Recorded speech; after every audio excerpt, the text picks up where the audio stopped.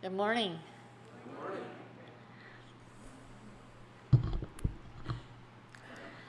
Paramahansa Yogananda has said that no man lives who has not seen some of his prayers granted. This is surely a hopeful prospect for two men who are walking through a game park when they come upon a pair of lions that haven't eaten for days. The hungry lions begin to chase the men, but after a minute the men stop to pray. Please, God, turn these lions into Christians. The men look back and see the lions on their knees with heads bowed and paws folded. It's a miracle. Excited, the men run toward the lions, and as they approach, they overhear one lion murmuring, "Bless us, O Lord, for these thy gifts which we are about to receive." And I say that no one lives with whose prayers haven't come with detailed instructions. Perhaps you've heard the parable of the drowning man. A storm descends upon a small town, and the downpour soon turns into a flood. As the water rises, the local preacher kneels in prayer on the church steps. Soon a woman paddles up the street in a canoe. "Get in, preacher, the water is rising fast." "No, ma'am," says the preacher, "my faith is in the Lord. He'll save me." The water continues to rise, and now the preacher is standing on the balcony, wringing his hands in supplication. Soon a man in a motorboat comes alongside. "Climb aboard, preacher, the levee's about to break." The preacher is unmoved. No, sir, the Lord will deliver me."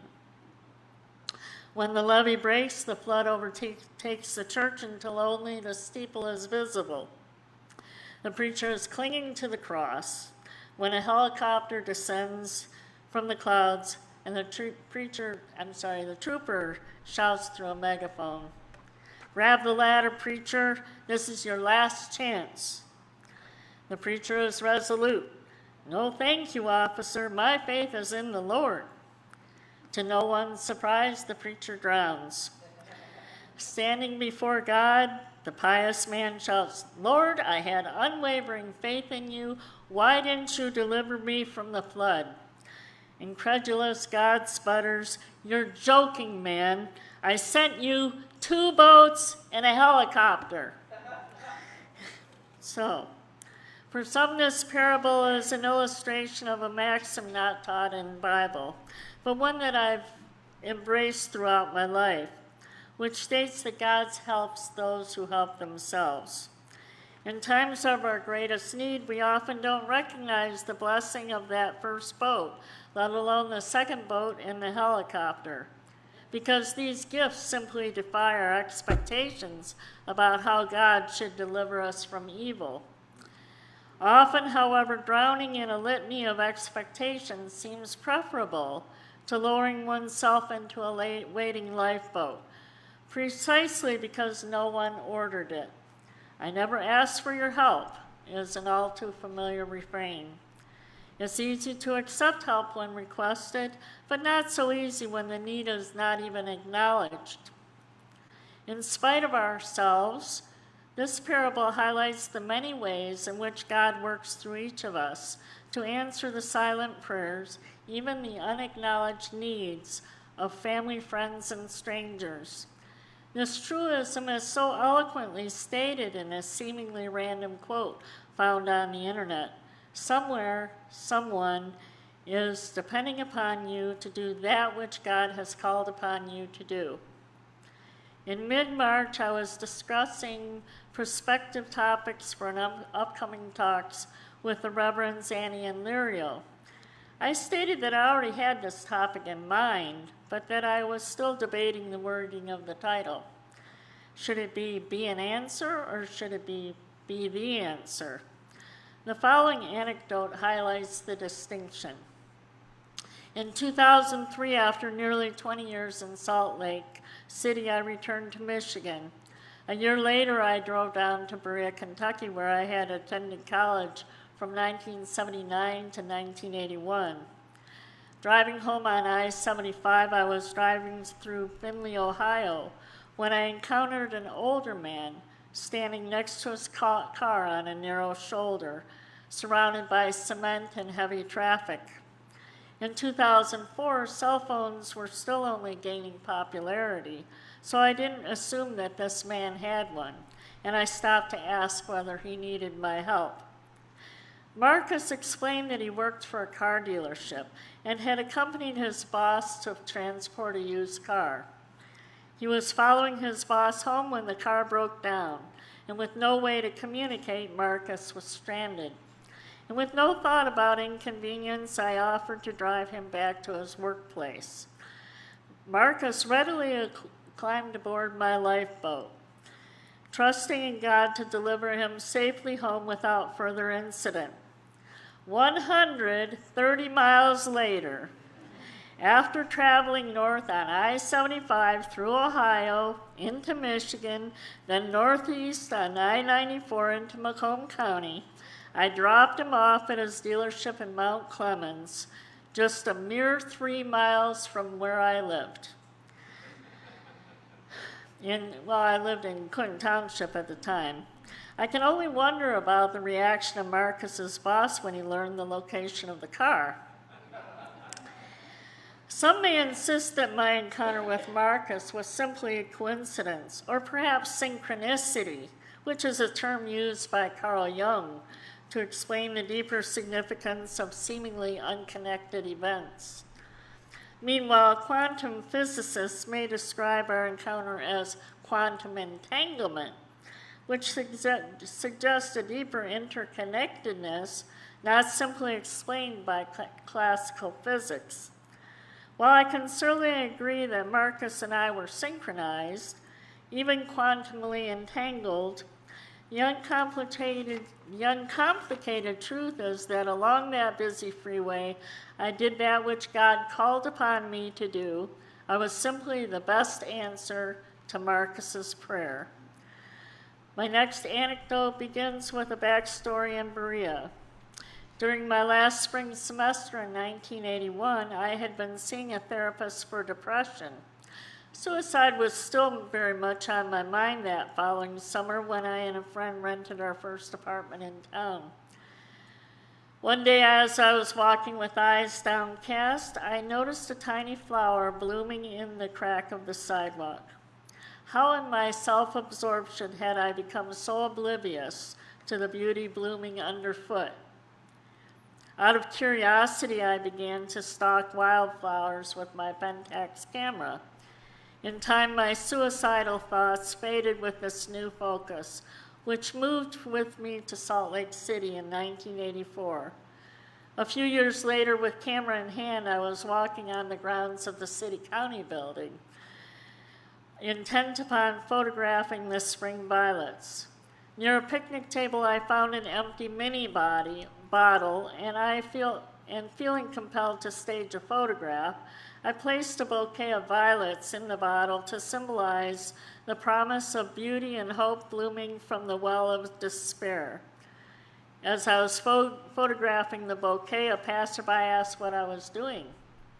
We sat down at the table where I shared my backstory, and he confessed that he had also been contemplating suicide.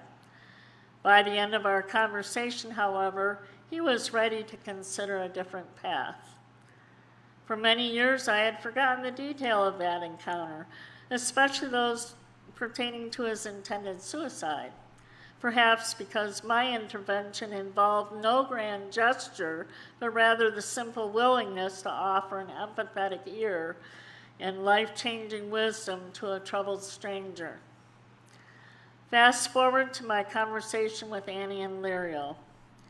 It's often said that our lives are governed by the rule of three, which can certainly be said about the 3 demonstrations that followed within 10 days of that conversation. While these demonstrations didn't rock my world with signs and wonders, they left me in awe about the miracle of God's wisdom and timing. Within an hour of our conversation, I arrived home and was walking toward the entrance of my apartment building when I stopped to talk to a resident sitting across the way. As we talked, I happened to glance toward a car parked in the adjacent space and noticed what appeared to be a debit card on the ground nearby. I was easily able to find the name in the apartment directory. The woman who answered the door was unaware that her card was missing. Certainly my timely assistance, perhaps within minutes of her own arrival, was exactly needed to prevent not only a frantic search, but the possibility of fraud by an opportunistic individual. 6 days later, the second demonstration occurred as I was leaving the building to drive to the store. Since I live on the 4th floor, I had pushed the down button, but had unwittingly entered the upbound elevator. On the 8th floor, Petra entered and immediately began to explain that she just arrived home on the bus after leaving her car with a mechanic about a mile away. Unexpectedly, the mechanic called to say that her car was ready to be picked up. To prevent Petra from having to wait a second time in the rain for the next bus, I offered to drop her off on the way south. A minor detour for me became a major blessing for Petra. The third demonstration within 10 days had me convinced that my quantum entanglement was far deeper than I had suspected. I was taking an extra bag of onions to the pantry shelf in the community room. To the woman who also happened to be in the elevator, I asked, "Can you use some onions?" To which she replied, "I definitely can use some onions. I was just looking at my onions and noticed that they're all bad, so I need to get some more." "They're yours," I said. I passed the bag to her. As she followed me off the elevator, I said over my shoulder, "Be an answer to someone's prayer." To which she responded, "Well, you certainly were an answer to mine." And yet it doesn't end there.